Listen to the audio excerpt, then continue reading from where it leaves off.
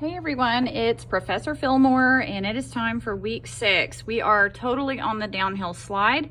We will be spending week 6 and 7 on the classical argument. You finally get to write truly an argument. And then week 8, we'll just be reflecting on what we learned. So hang in there, we are so close to being done. This is our Moodle page. I'm just clicking on week 6 over here. So this tells you how much everything is worth in the unit. So 38%, that's a lot.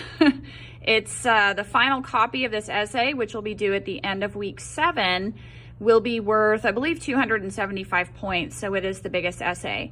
So again, you have your learning materials, your unit objectives, your learning focus, the chart showing you videos and readings and all of that.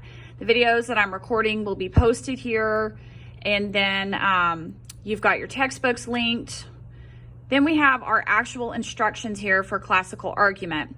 So the instructions will basically tell you what you're going to be expected to do. You're going to build on your research skills and take a position on an argument. So that's why you can continue to use the same topic that you've used on a previous essay. Now you're going to actually take a stance on it. So it gives you the requirements here: MLA format, 3 to 4 pages, citing, works cited, minimum of 3 sources. And then they kind of go through the invention techniques. Suggested writing prompts are on the 2nd page.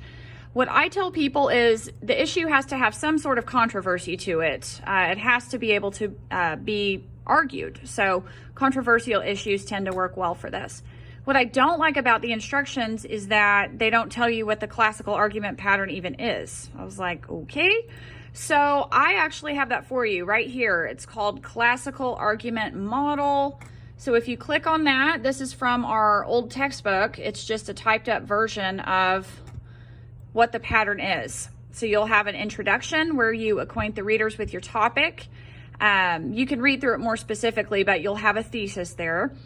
Then the second section of a classical argument is the background. It's just information to help your audience understand and appreciate the position. You might include a brief review of major sources or a chronology of relevant events.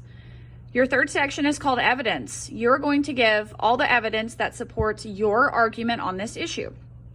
Counter evidence is what makes the classical argument unique. Counter evidence means that you are going to take any and all opposing viewpoints that are in opposition to your side, and you're actually going to present those. Some people say, what? Why would I do that? But it actually shows that you have looked at all angles. It actually builds your ethos, your credibility to show those other viewpoints. What you're also going to do is you're going to refute, and that word is right here that I just highlighted. You're going to refute those viewpoints. So what that means is you're going to give credit to them, but then you're going to show why they are not as good as your viewpoint. And then you'll have a conclusion where you leave the readers with a strong sense of why they should agree with you. So that is the classical pattern. That is the actual pattern of a classical argument. Okay, so you have that document. You're welcome for typing that out for you. Then there's a rubric that goes over the scoring, so you can look at that. There's an invention sheet to help you come up with ideas. Then I wrote a sample classical argument for you, and I think this will help you the most. I actually labeled my sections.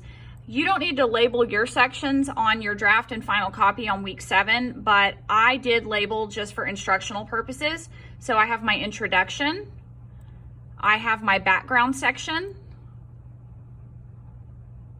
then I have my evidence where I support my argument. It's quite long. Then I have counter evidence. I think I skipped right over it. Right here is my counter evidence.